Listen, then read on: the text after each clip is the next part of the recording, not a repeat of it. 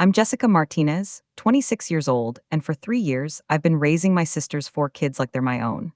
My cupcake business went under during the pandemic, wiping out my $15,000 in savings. So I moved in with Carmen in Phoenix to start over. But instead of rebuilding my life, I became her unpaid live-in nanny, cooking, carpooling, and parenting, while she worked double shifts at Target and barely showed up for her own children. I juggled a part-time barista job at Starbucks and night classes at Phoenix College, chasing my graphic design degree that felt further away every semester. Then one scorching July evening, she dropped a bombshell that shattered everything. I'm pregnant again, baby number 5. My stomach plummeted. I'd given up everything, my dreams, my savings, my freedom, and now another baby was coming. I was done. I couldn't keep drowning in someone else's life. I can't do this anymore, I snapped, my voice shaking as I stormed to my cramped bedroom in her double-wide trailer. Her face hardened like I'd committed the ultimate betrayal. That night, I decided to move out and finally live for myself. But Carmen didn't let it go easily. Her reaction was explosive, and what happened next turned our family upside down in ways I never saw coming. Every morning felt like Groundhog Day in hell. My phone alarm screamed at 5:45 a.m., and I'd drag myself from the pull-out couch to get the kids ready for another chaotic day. The oldest, Marcus, 16, was already arguing with his sister Sophia, 13, about who ate the last Eggo waffle. "You literally had 3 yesterday," Sophia yelled, slamming the freezer door hard enough to rattle the whole trailer. I stepped between them, breaking a Pop-Tart in half while 10-year-old Diego spilled chocolate milk across the counter. 6-year-old Isabella clung to my pajama pants, begging for French braids before kindergarten. I barely had time to chug lukewarm coffee from yesterday before herding them into my beat-up Honda Civic. The 20-minute school run was pure chaos.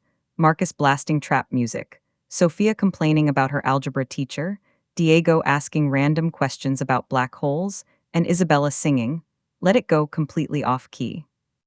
By the time I dropped them off at Desert Vista Elementary and Phoenix Prep High School, my head was already pounding. I'd raced to Starbucks for my 6-hour shift, steaming oat milk and forcing smiles at entitled customers in the Scottsdale shopping center. "Can you make that faster?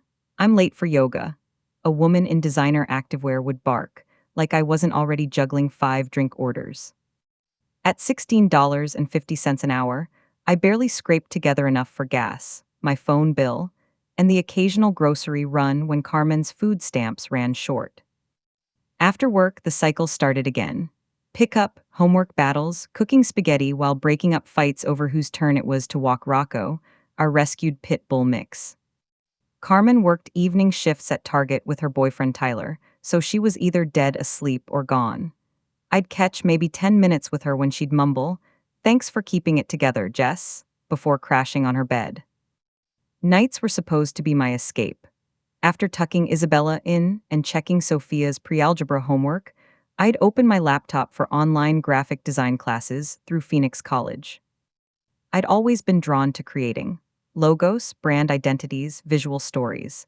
I dreamed of running my own design studio, maybe something sleek downtown near Roosevelt Row. But staring at Photoshop tutorials at midnight, my eyes burning from exhaustion, felt like chasing smoke.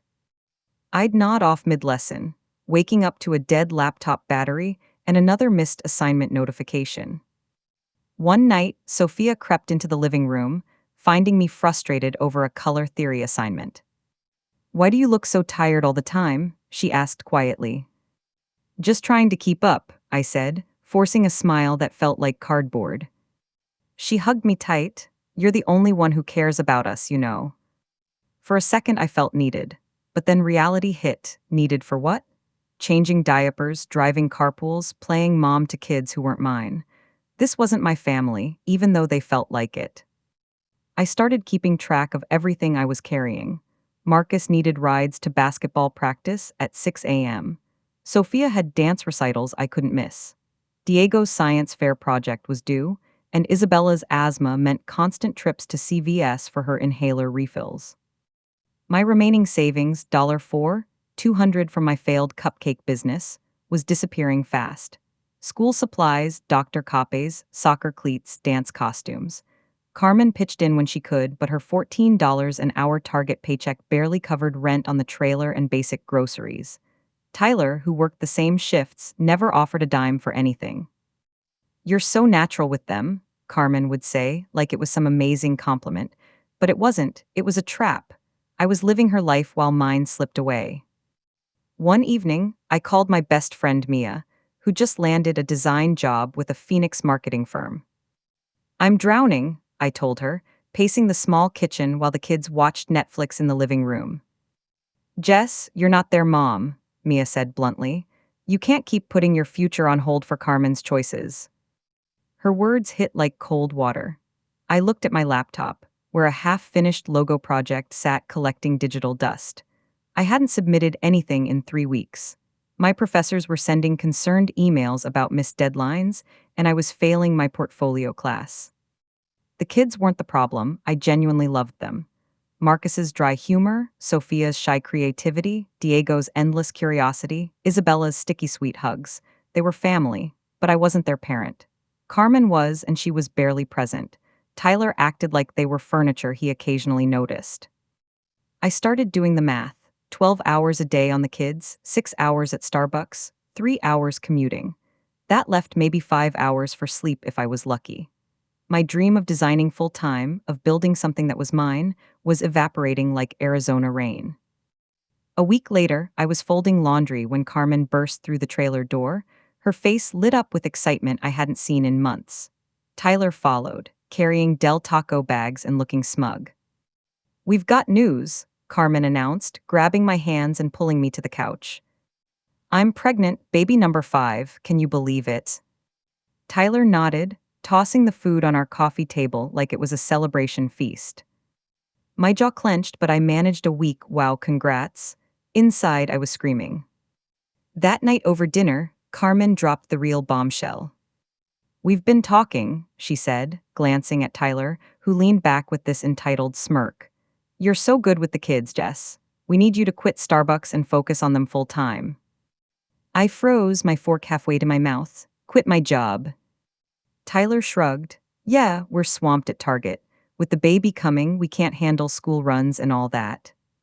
Carmen jumped in. "Plus, we're tight on money.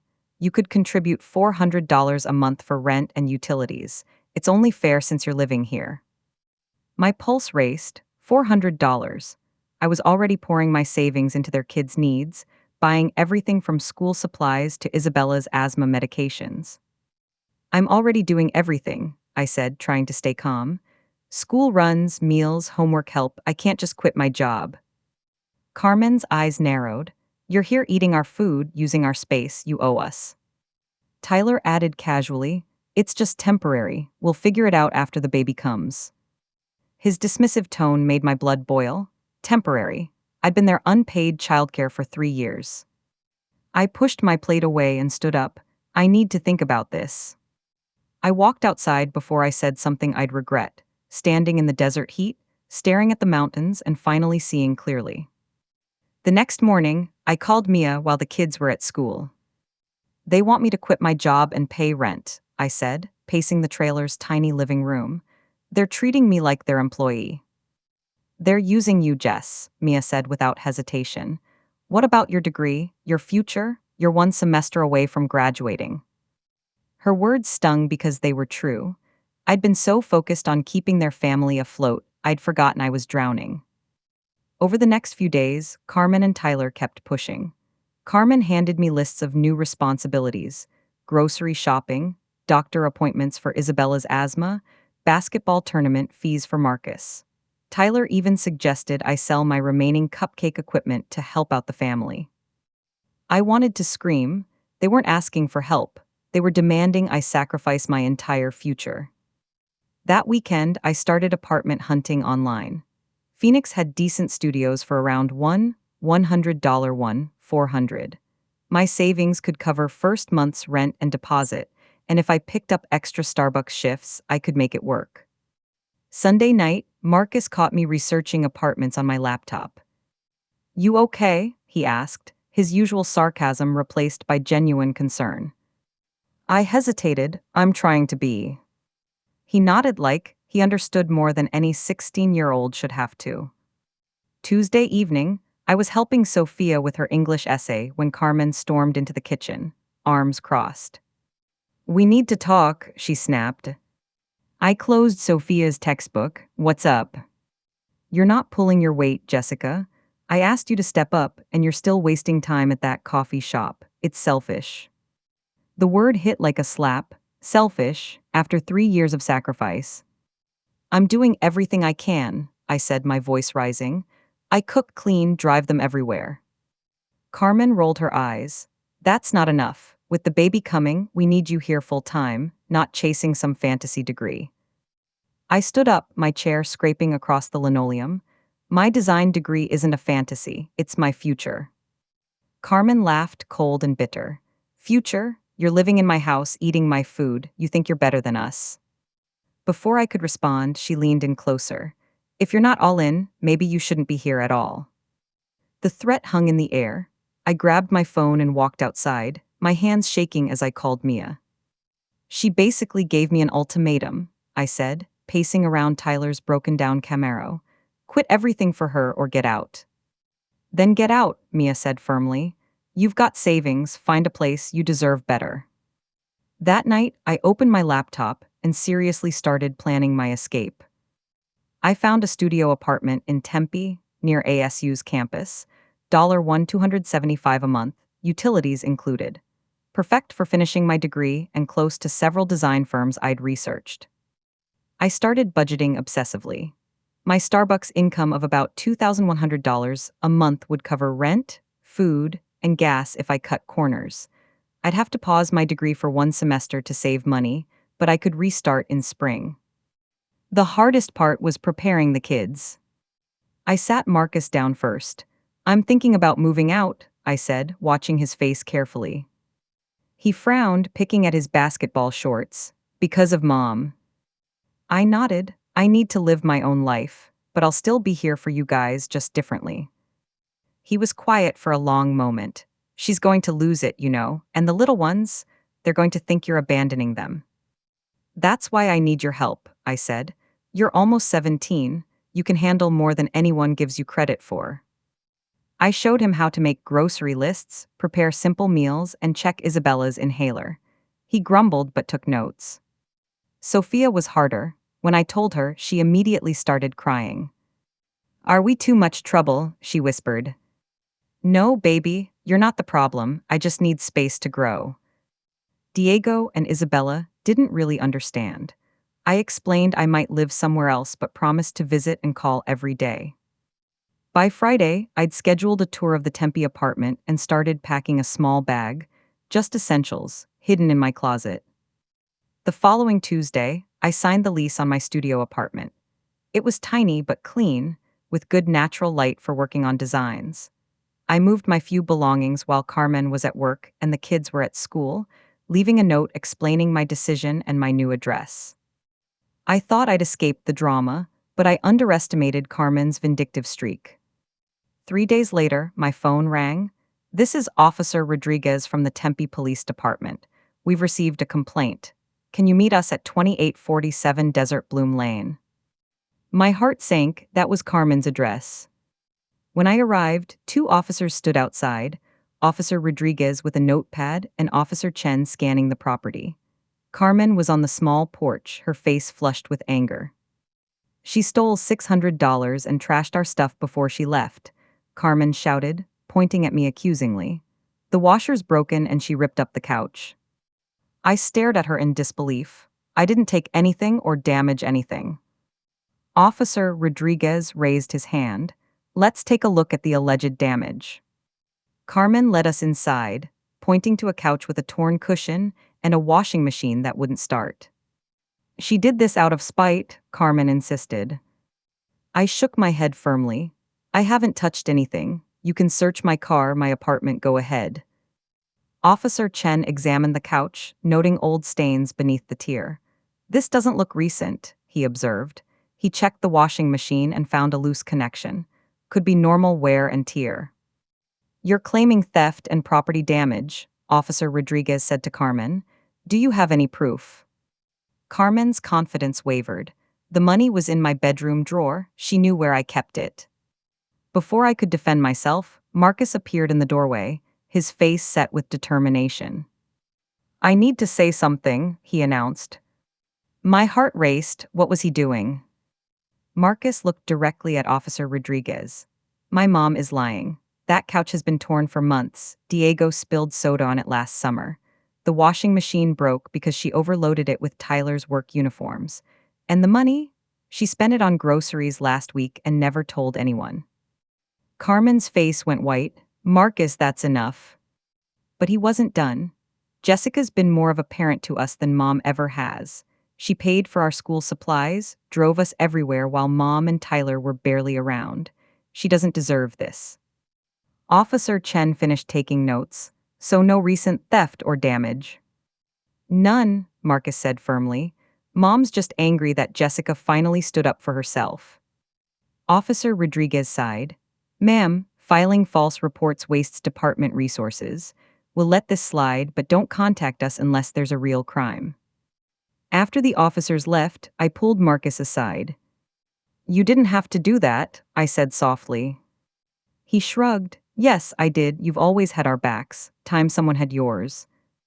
Back at my studio apartment, I called Mia, still shaken. "Carmen tried to have me arrested for theft and vandalism," I said. "Marcus had to set the record straight, but I'm done with her games." "She's desperate," Mia said. "She knows she's losing control. Stay strong." That evening, I sat at my small desk and opened Photoshop for the first time in weeks. My hands were steady as I worked on a logo design, something clean and modern, full of possibility. 2 weeks later, my phone buzzed with a text from Marcus. "Mom's in the hospital. Pregnancy complications. Kids are scared." Despite everything, the lies, the manipulation, the false accusations, I thought about Sophia's tears, Isabella's little hands, Diego's curiosity. They didn't choose this chaos. I drove to Phoenix General Hospital, my mind racing. Dr. Patel, Carmen's obstetrician, met me in the waiting area. "Your sister has placenta previa," she explained. "She'll need complete bed rest for the remainder of her pregnancy, about 3 months." I found Carmen in her hospital bed, looking smaller and more vulnerable than I'd ever seen her. "The kids need you," she said quietly, not meeting my eyes. I took a deep breath. "I'll help, but only for them and only on my terms." Carmen frowned, but I continued before she could argue. "I keep my apartment, my job, and my classes. I'll come over after work to help with dinner and homework, but I'm not moving back in. And I'm not paying you rent. This is temporary, 3 months max." She nodded weakly, too tired to fight. The next 3 months were a careful balancing act. I'd finish my Starbucks shift, drive to Phoenix, help with homework and dinner, then return to my studio to work on freelance design projects I'd started picking up. Marcus stepped up in ways that amazed me, coordinating with Sophia to manage household tasks. Diego and Isabella adjusted to the new routine, though Isabella still clung to me during my visits. Tyler's absence became even more obvious. He'd come home late, grab a beer, and disappear to the garage. When Isabella's school play came around, he was a no-show. "He said he'd be there," Isabella sobbed. I held her, my anger at Tyler simmering. Marcus just shook his head. "He's checked out, always has been." During this period, my freelance work started taking off. A local restaurant hired me to redesign their menu and logo. A Phoenix startup needed branding materials. I was earning an extra $800 a month on top of my Starbucks wages. Mia checked in regularly. "You're walking a tightrope," she warned. "Don't let them suck you back in completely." "It's just 3 months," I promised, "for the kids." When Carmen was discharged with baby Mateo in her arms, I knew my time was up. "I'm out," I told her, standing in the trailer's kitchen one last time. "I love the kids, but I can't be part of this dysfunction anymore." Carmen's eyes flashed with the old anger. "You're abandoning us again, typical." I shook my head. "I've given enough, you're their mother, step up." She didn't respond, just turned away holding Mateo. That was it, I walked out for good. But I couldn't abandon the kids completely. I arranged with Mia, who lived closer to Phoenix, to be my intermediary. I started sending her $100 a month to help with school supplies or emergency needs for the kids. We set up weekly video calls. I'd help Marcus with college applications, review Sophia's creative writing, listen to Diego's latest science obsession, and hear Isabella's stories about kindergarten. It wasn't perfect, but it kept us connected without Carmen's toxicity. Through Mia, I learned Carmen's life continued spiraling. She lost her target job due to missed shifts during recovery. Tyler left one night, no explanation, just gone. The trailer went into foreclosure. The kids were struggling, but I couldn't fix their parents. I focused on what I could control, building my own life and staying connected to them from a healthy distance. My freelance business exploded. Word-of-mouth referrals led to bigger clients.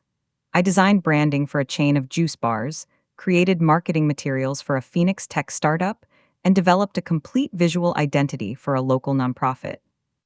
6 months after leaving Carmen's house, I made enough to quit Starbucks and freelance full-time. I upgraded to a one-bedroom apartment in Roosevelt Row, right in the heart of Phoenix's creative district. Marcus texted me a photo of his acceptance letter to Arizona State, full scholarship for basketball. Thanks for pushing me to keep my grades up. Sophia sent me her short story that won a school contest. Diego called to tell me he'd been accepted into an advanced science program. Isabella, now 7, mailed me drawings of her new school friends. They were thriving despite the chaos at home, and that meant everything. Looking back, I realized I'd been carrying everyone else's dreams while my own withered. It took hitting rock bottom, sleeping on a pull-out couch, being accused of crimes I didn't commit, watching my future slip away, to finally choose myself. Carmen taught me what I didn't want to become, someone so focused on survival that I forgot to actually live.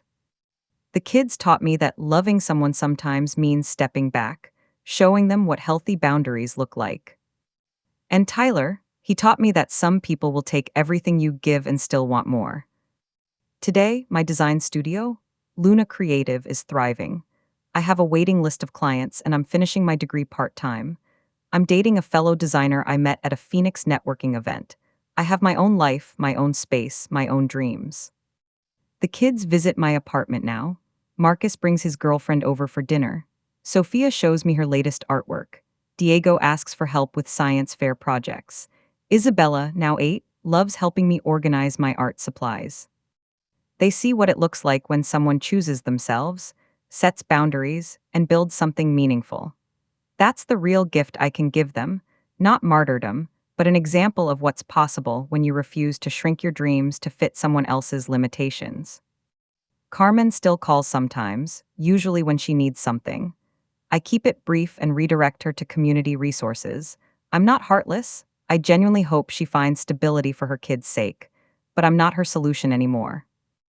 I learned that you can love someone deeply and still refuse to enable their dysfunction. You can care about children without sacrificing your own future. And sometimes, the most loving thing you can do is show someone what it looks like to choose yourself. My story isn't unique. Millions of people, especially women, are carrying loads that aren't theirs to bear. We're taught that self-sacrifice equals love, that boundaries equal selfishness. But I'm here to tell you, your dreams matter, your future matters, your mental health and financial stability matter. If you're drowning in someone else's chaos, remember, you can't save anyone from the bottom of the river. Sometimes you have to swim to shore first. The kids are okay, better than okay, actually. They're learning resilience, independence, and the value of pursuing their own goals. Marcus is thriving at ASU. Sophia is considering journalism school. Diego wants to be an astrophysicist. Isabella is discovering her love for dance. They're writing their own stories now, and that's exactly how it should be. If you've ever felt trapped carrying someone else's burdens, know that choosing yourself isn't selfish, it's necessary. Your future is worth fighting for.